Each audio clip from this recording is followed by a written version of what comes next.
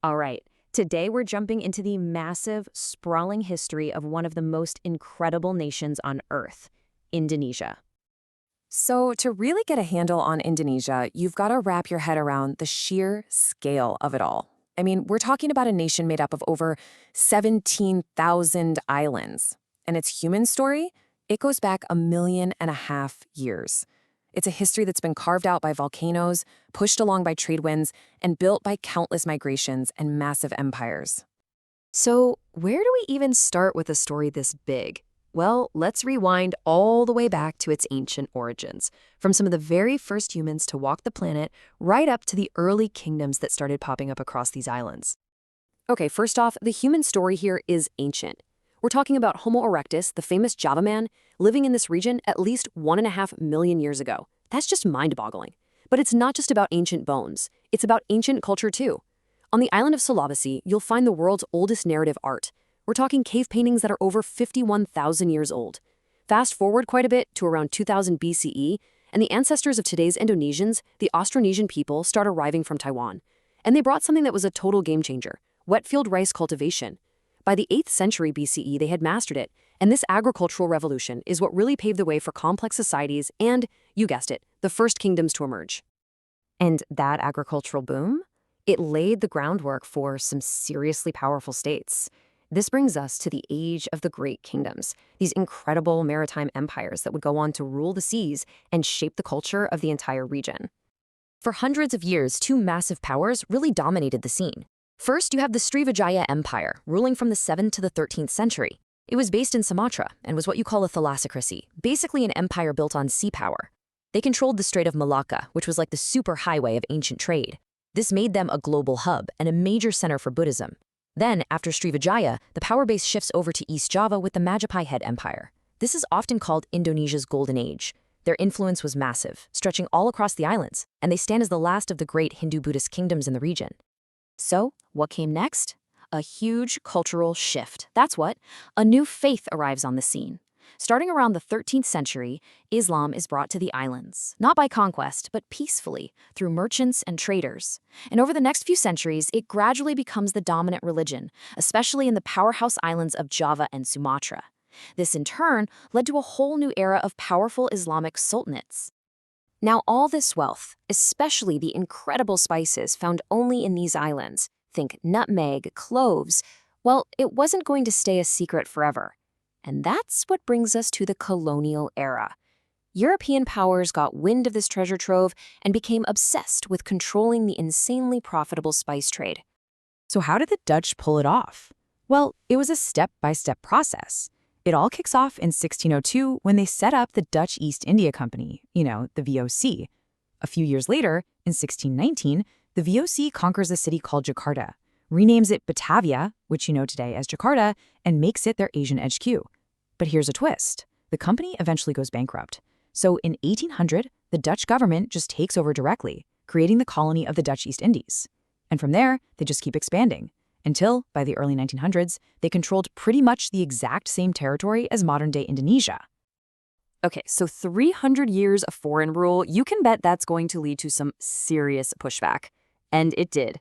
This brings us right into the 20th century to the fight for independence, a time when a brand new, unified Indonesian identity was literally forged in the fires of resistance.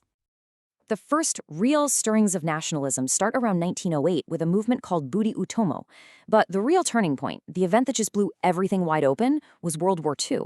When Japan invaded in 1942, it shattered 3 centuries of Dutch control in an instant. Now, the Japanese occupation was brutal, no question, but it also accidentally fanned the flames of the independence movement. So, the moment the war ends, literally 2 days after Japan surrenders, the great nationalist leader Sukarno stands up and declares Indonesia independent on August 17, 1945. But it wasn't over, not by a long shot. It took 4 more years of fighting and diplomacy, a full-blown revolution, before the Dutch finally caved to international pressure and recognized Indonesia's freedom in 1949. So, independence is declared. Great. But, winning freedom is one thing. Building a country from scratch is a whole other challenge. And the next 50 years were, to put it mildly, intense. It was a complex, often violent time, really defined by 2 huge and hugely different leaders, Sukarno and Suharto. So let's talk about Sukarno first. He was the founding father, an incredibly charismatic guy. He came up with this idea he called guided democracy, which was his attempt to juggle three big forces: nationalism, religion, and communism.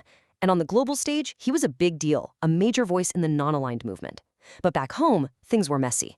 He got Indonesia into the confrontasi, which was basically a military conflict with the new country of Malaysia. And the economy, it was an absolute shambles. We're talking about poverty, crumbling infrastructure, and inflation that rocketed to over 1,000%. Just wild. You know that balancing act Sukarno was trying to pull off with the army on one side and the really powerful Communist Party, the PKI, on the other? Well, it all came crashing down in the most violent way possible. On September 30th, 1965, there was an attempted coup, and the army immediately pointed the finger at the communists. What happened next is truly one of the darkest chapters in the country's history. The army launched a brutal, nationwide anti-communist purge. The scale of the killing was just horrific. Look at that number. The most credible estimates put the death toll at over 500,000 people. 500,000. The Communist Party was completely wiped out, and Indonesia's entire political world was changed forever. And the man who rose from the ashes of this chaos was General Suharto. He established what he called the New Order, an authoritarian regime that would last for 31 years. Now, to be fair, he did bring stability and a lot of economic growth, but that progress came at an incredibly high price.